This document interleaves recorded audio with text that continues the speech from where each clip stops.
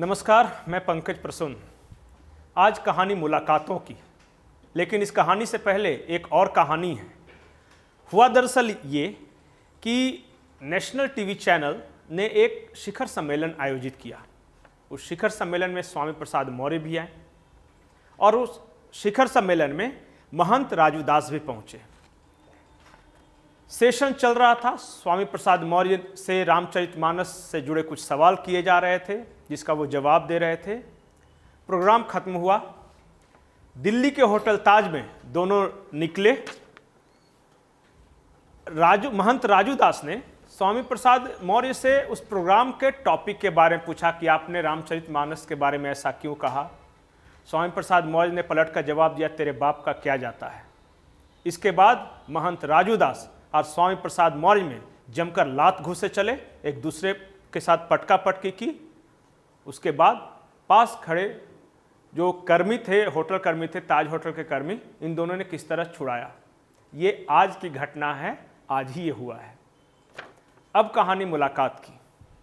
मुलाकात की पहली कहानी है मध्य प्रदेश के मुख्यमंत्री शिवराज सिंह चौहान और संघ प्रमुख मोहन भागवत के बीच आज मुलाकात हुई। मध्य प्रदेश विधानसभा चुनाव के पहले इस मुलाकात को बेहद अहम माना जा रहा है। वो इसलिए कि मध्य प्रदेश बीजेपी का एक गुट कहता है कि ये शायद शिवराज सिंह चौहान की आखिरी पारी है, अगली बार कोई और होगा। और उस गुट के जो लोग हैं सबसे ज़्यादा नाम लेते हैं ज्योतिरादित्य सिंधिया का। तो जब शिवराज सिंह चौहान मोहन भागवत से मुलाकात कर रहे होंगे तो कई लोगों के जहन में ये सवाल होगा कि किस बारे में बात हो रही होगी। कहीं ऐसा तो नहीं पूछ रहे होंगे कि मैं मुख्यमंत्री रहूंगा या नहीं रहूंगा, चुनाव के बाद मैं ही हूं या कहीं ज्योतिरादित्य सिंधिया तो नहीं है। मुलाकात की दूसरी कहानी दिल्ली में हुई। राजस्थान कांग्रेस के बड़े नेता हैं सचिन पायलट। उन्होंने अपने आवास पे पत्रकारों को एक दावत दी। उस दावत में दिल्ली के कई पत्रकार शामिल हुए। उसमें कांग्रेस बीट कवर करने वाले पत्रकार थे, बीजेपी बीट कवर करने वाले पत्रकार थे, लेकिन चर्चा होती रही कांग्रेस समर्थक पत्रकार और भाजपा समर्थक पत्रकार को लेकर। और असली कहानी क्या है पता है कि सचिन पायलट भाजपा समर्थक पत्रकारों के साथ फोटो खिंचवाते रहे। कांग्रेस समर्थक एक पत्रकार ने कहा, हम तो झूठ मूठ का झंडा उठाए हुए हैं, महफिल तो सारी वो लूट कर ले गए। मुलाकात की तीसरी कहानी झारखंड से जुड़ी हुई है।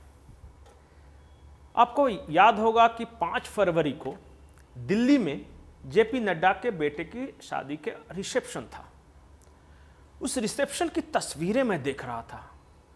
बीजेपी के तमाम नेता थे, लेकिन विपक्ष का सिर्फ एक मुख्यमंत्री का चेहरा मुझे दिखाई दिया, हेमंत सोरेन। दिल्ली के मुख्यमंत्री अरविंद केजरीवाल को भी जेपी नड्डा ने नहीं बुलाया था, और बाकी दूसरे राज्यों की तो छोड़ ही दीजिए।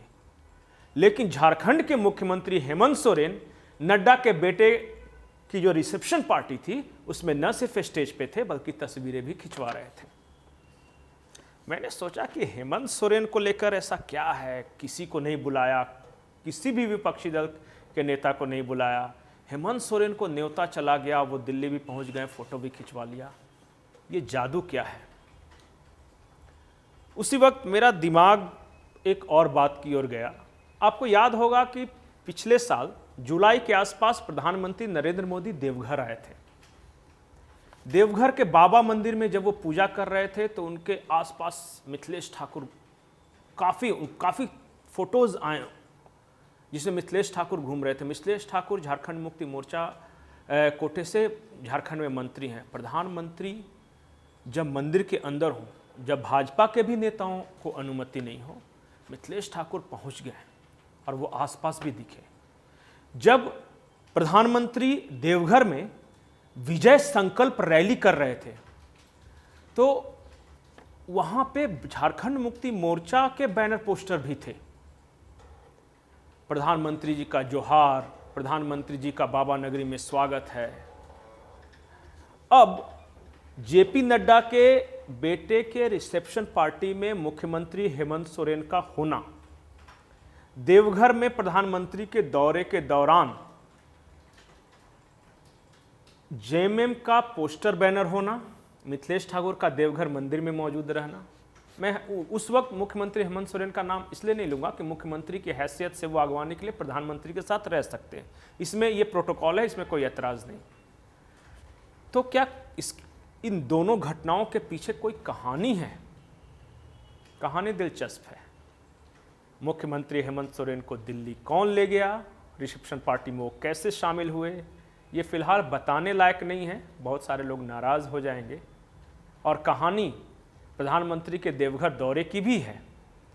उस दौरान भी कुछ खिचड़ी पकी थी, हांड पे चढ़ी थी, पक नहीं सकी वो खिचड़ी, बाद में वो डिरेल हो गया पूरा मामला। तो कुछ मुलाकातें होती हैं, कुछ तस्वीरें आती हैं, उन तस्वीरों के पीछे की कहानी सुनिए। आज एक तस्वीर और आई है, एक मुलाकात और हुई है, और ये मुलाकात है दिल्ली के मुख्यमंत्री अरविंद केजरीवाल और बिहार के डिप्टी सीएम तेजस्वी यादव के बीच। अब दिल्ली गए हैं तेजस्वी यादव, बिहार में कांग्रेस के समर्थन से सरकार चला रहे हैं, लेकिन मिल रहे हैं अरविंद केजरीवाल से।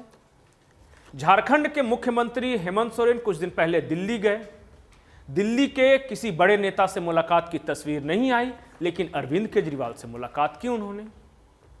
ये अरविंद केजरीवाल है कौन सी चीज भाई कि जिससे मुख्यमंत्री हेमंत सोरेन भी मिलते हैं, तेजस्वी यादव भी मिलते हैं, जबकि जिनके साथ उनका ऑफिशियल गठबंधन है उनके साथ मुलाकात नहीं होती। अंदर ही अंदर कुछ पक रहा है क्या? और आखिरी मुलाकात की कहानी चिराग पासवान और उनके चाचा पशुपति पारस की है। पशुपति कुमार पारस एयरपोर्ट से दिल्ली की फ्लाइट ले रहे थे, चिराग पासवान पटना एयरपोर्ट पर उतर रहे थे, दोनों की नज़रें मिली पर मुलाकात नहीं हुई। इसी बीच पत्रकारों ने चिराग पासवान से पूछ लिया कि आपके चाचा कह रहे हैं कि रामविलास पासवान की संपत्ति में उनका भी हिस्सा है। जवाब में चिराग पासवान ने बस इतना कहा कि बेटा मैं, पत्नी मेरी माँ, और हिस्सा पशुपति जी का कैसे। उन्होंने साथ ये भी कहा कि पशुपति जी को बोलिए कि ज़्यादा न बोले, क्योंकि अगर मैंने संपत्ति की सारी कहानियाँ बयां कर दी तो वो कहीं मुंह दिखाने लायक नहीं रहेंगे। नमस्कार।